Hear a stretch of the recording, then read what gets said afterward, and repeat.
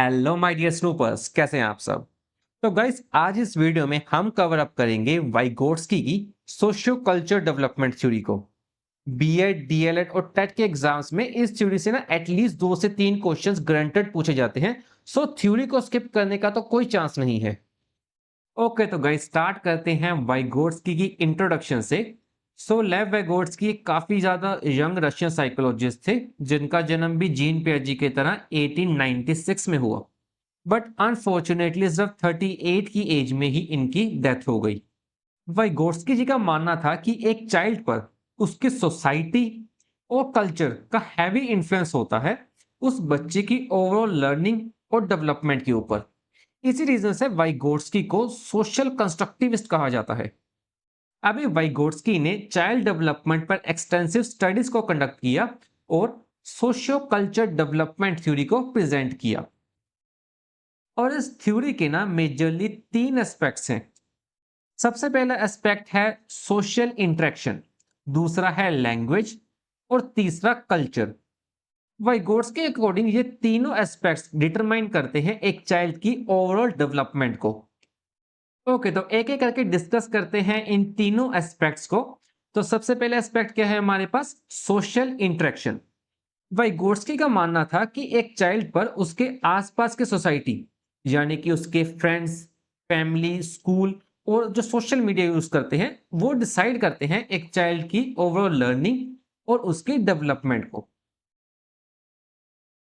दूसरा पॉइंट है लैंग्वेज। वाइगोट्स्की कहते थे कि बच्चे की सोच के विकास के लिए उसकी भाषा का विकास होना बहुत ज्यादा जरूरी है।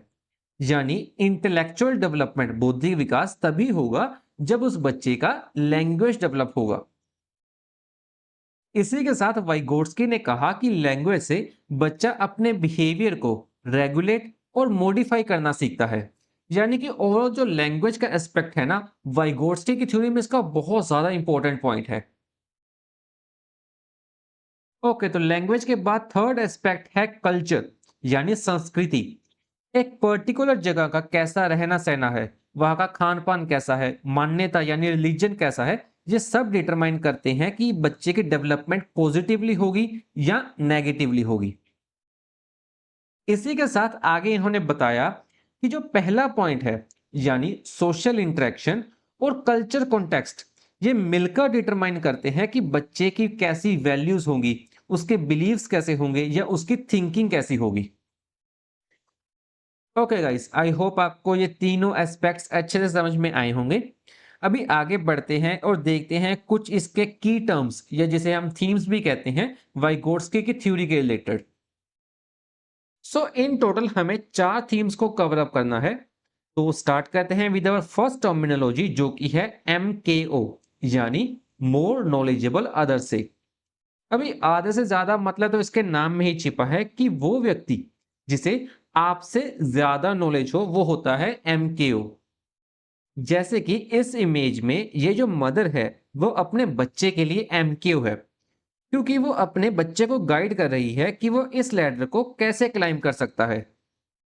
इसी प्रकार मैं भी आपके लिए एक MKO हूं, बिकॉज मेरे को ऑलरेडी इस टॉपिक की नॉलेज है एंड मैं आपको ये टॉपिक सिखा रहा हूं, यानी मैं आपके लिए क्या हुआ, एक MKO हुआ। ओके, सो रिटन लैंग्वेज में कहे तो MKO refers to someone who possesses higher level of knowledge, skill और अंडरस्टैंडिंग। अभी ये MKO कौन कौन हो सकता है? तो सबसे पहला है पियर्स, यानी एक फ्रेंड दूसरे फ्रेंड को गाइड कर सकता है, उसको सिखा सकता है। दूसरा है मेंटर या कोच, यानी टीचर्स और प्रोफेसर्स वगैरह। और थर्ड है बुक्स, वीडियोस, या आजकल जिसका हम बहुत यूज कर रहे हैं, यानी AI सिस्टम। ये सभी MKO का काम करते हैं, यानी मोर नॉलेजेबल अदर हैं, बिकॉज इन सबको हमारे से ज्यादा नॉलेज है एंड वो क्या करते हैं, पॉजिटिवली हमें अपनी नॉलेज को ट्रांसफर करते हैं।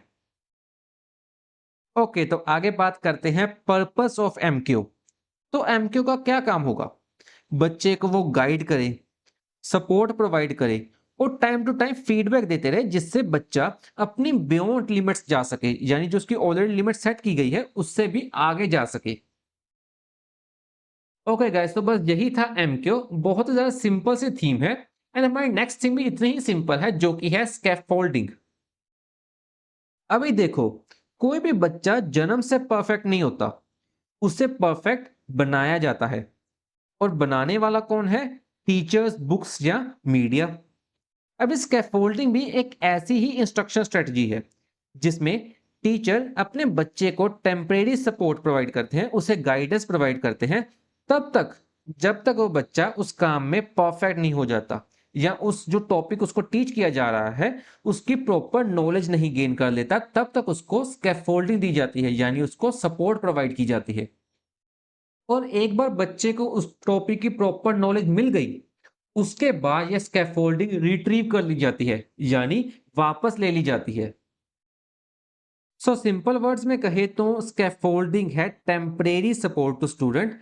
और ये टर्म पहली बार किसने दी थी? जेरोम ब्रूनर ने दी थी 1970s में। ये काफी बार पूछा जाता है स्कैफोल्डिंग जो वर्ड है ये किसने दिया था, क्या ये वाइगोट्स्की ने दिया था या इसको ब्रूनर ने दिया था? सो आंसर इस टर्म को दिया था ब्रूनर ने।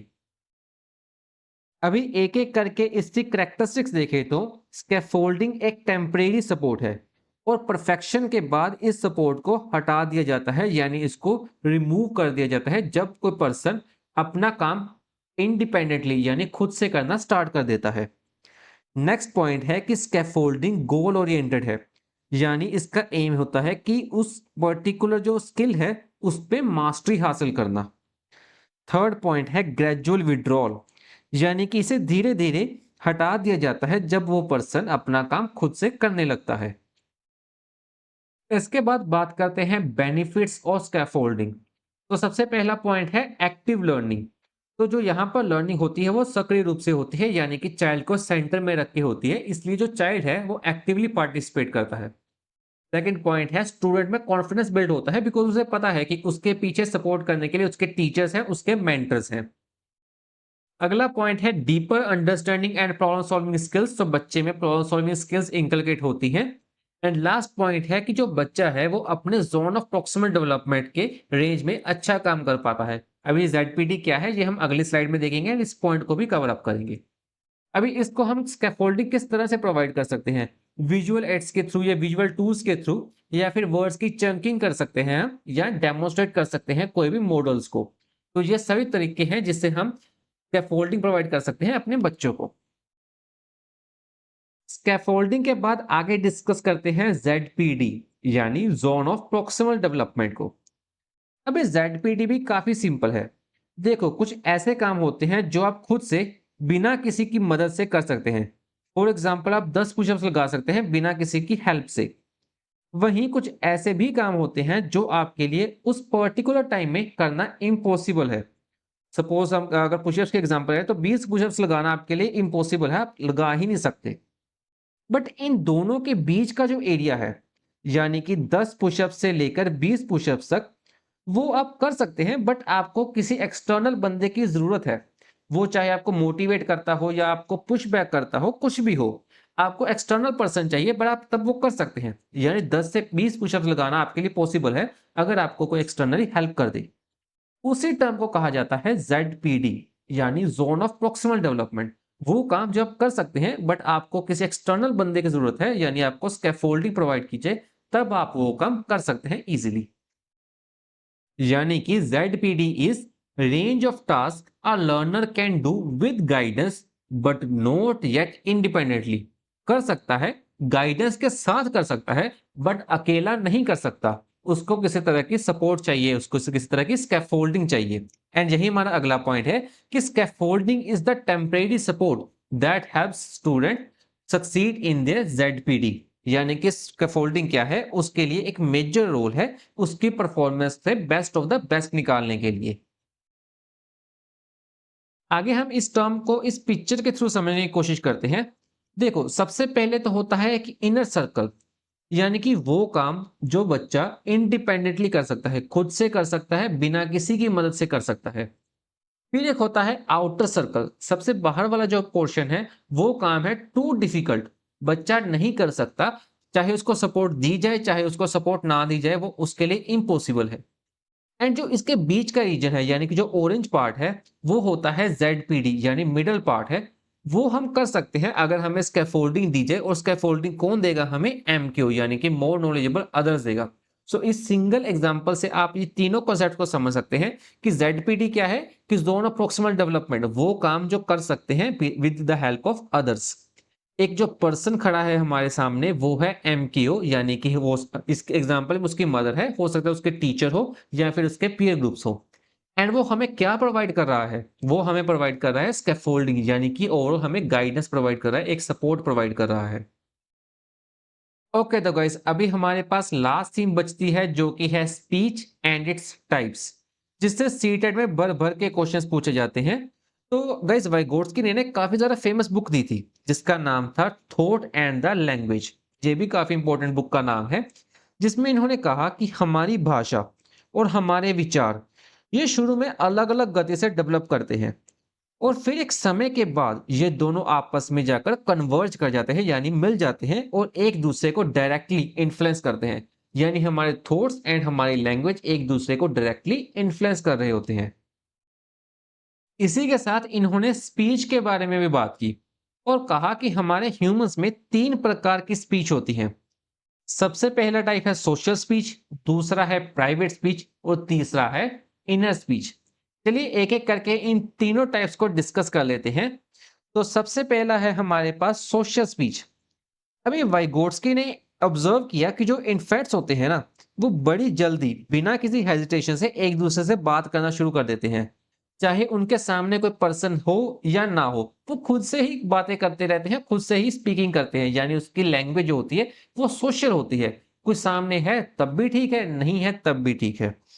एंड अगर उसको कोई प्रॉब्लम दे दी जाए, फॉर एग्जांपल उसको कोई पजल सॉल्व करने के लिए दी जाए या उसको कोई टेबल सुनाने के लिए कहा जाए, उस केस में वो जो लैंग्वेज है, उसकी जो स्पीच है, वो और भी ज़्यादा तेज हो जाती है, और भी ज़्यादा लाउड हो जाती है।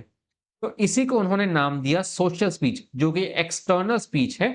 एंड ये किस एज ग्रुप में स्पेशली पाई जाती है, तो ये पाई जाती है इन्फेंसी ऑनवर्ड्स, यानी कि जो इन्फेंट्स होते हैं इसमें ये स्पीच पाई जाती है। इसका फंक्शन क्या है? कम्युनिकेट करना, दूसरों के साथ अपने विचारों को सामने रखना। कैरेक्टरिस्टिक्स क्या है? ये जो टाइप ऑफ स्पीच है ये आउट लाउड है, यानी कि इसको बोल के प्रेजेंट किया जाता है। डायरेक्टेड होती है या तो खुद से या तो अदर्स, या तो खुद से बातें करेगा या फिर किसी अदर पर्सन से कांटेक्ट करेगा। नेक्स्ट पॉइंट है इट्स ऑब्जर्वेबल एंड इंटरेक्टिव, यानी कि इसको हम ऑब्जर्व भी कर सकते हैं एंड ये इंटरेक्टिव होती है, यानी कि एक दूसरे पर्सन से पर्सन बात कर रहा होता है। एग्जाम्पल के लिए a child asking their parents to help time their shoes. तो अगर उसको टाई करना है, शूज को बांधना है, तो वो अपने पेरेंट्स से क्या करेगा? रिक्वेस्ट करेगा, यानी सोशली वो किसी की मदद लेगा। पर्पस क्या है? सोशल रेगुलेशंस करना और इंटरेक्ट करना एनवायरनमेंट से, यानी कि अपने आसपास के लोगों से। सोशल स्पीच के बाद नेक्स्ट टाइप ऑफ स्पीच आती है प्राइवेट स्पीच, जिसे हम सेल्फ टॉक भी कहते हैं। ये जो है अर्ली चाइल्डहुड पीरियड में देखी जाती है, यानी 3 से लेकर 7 साल की एज ग्रुप में। अभी देखो दोनों में डिफरेंस क्या है। सोशल स्पीच ऐसी स्पीच थी जहां पर हम अपने जो विचार हैं वो किसी और के सामने प्रेजेंट करते हैं, बट प्राइवेट स्पीच में ऐसा नहीं है। प्राइवेट स्पीच में हम किसी सेकंड पर्सन को बीच में नहीं लाते, हम खुद ही से बातें करते हैं। फॉर एग्जाम्पल, अगर आप किसी प्री स्कूल चाइल्ड को अगर आपको टेबल सुनाने के लिए कहेंगे ना, वो क्या करेगा? खुद ही से मटर करना शुरू कर देगा, यानी बड़बड़ाना शुरू कर देगा। अगर आप उसे कहेंगे कि 5 टाइम्स 9 क्या होता है, तो 5 1 ज़ा 5, 5 2 ज़ा 10, 5 3 ज़ा 15, खुद से अपने ही मन में बोलना शुरू कर देगा। उसको हम कहते हैं प्राइवेट स्पीच। ये किस स्टेज में है? 3 से लेकर 7 साल में। उसका काम क्या है? खुद ही को गाइडेंस प्रोवाइड करना, खुद ही जो अपने विचार है उसको रेगुलेट करना। क्लियर? अब इसके कैरेक्टरिस्टिक्स क्या है? Spoken allowed but not intended for others. बोला जाता है, ऊंची आवाज में बोला जाता है, पर ये इसके लिए नहीं होता कि किसी को सुनाना है। ये खुद ही से बात करने को हम कहते हैं प्राइवेट स्पीच। सोशल स्पीच में हम किसी सेकंड पर्सन से कुछ रिक्वेस्ट करते हैं, उसको कुछ बोलते हैं, बट प्राइवेट स्पीच में हम खुद ही से बातें करते हैं। ऑफन अपीयर्स ड्यूरिंग चैलेंजिंग और न्यू टास्क। जितना ज्यादा चैलेंजिंग टास्क होगा उतनी ज्यादा लाउडनेस बढ़ेगी, उतनी ज्यादा वो बच्चा क्या है? मटरिंग करना स्टार्ट कर देगा।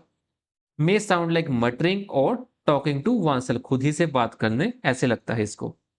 एग्जाम्पल के लिए a child sing now I need to cut the paper careful, okay done. So इसमें क्या है? खुद ही से बात कर रहा है कि हाँ, पेपर को मेरे को बहुत केयरफुली कट करना है, क्योंकि उसके लिए वो क्या है? एक चैलेंजिंग टास्क है। इसका पर्पस क्या है? To plan action, solve problem and control the behaviour. तो इन सब काम के लिए हम प्राइवेट स्पीच का यूज करते हैं। ओके, तो थर्ड टाइप ऑफ स्पीच है इनर स्पीच। सबसे ज्यादा एडवांस्ड लेवल अगर हम स्पीच का कहें तो वो क्या है, इनर स्पीच, जिसे हम इंटरनलाइज थॉट्स कहते हैं। ये कब स्टार्ट होती है, around age of 7 and above, यानी कि लेटर चाइल्डहुड पीरियड से लेकर उसके आगे आने वाली एजेस तक।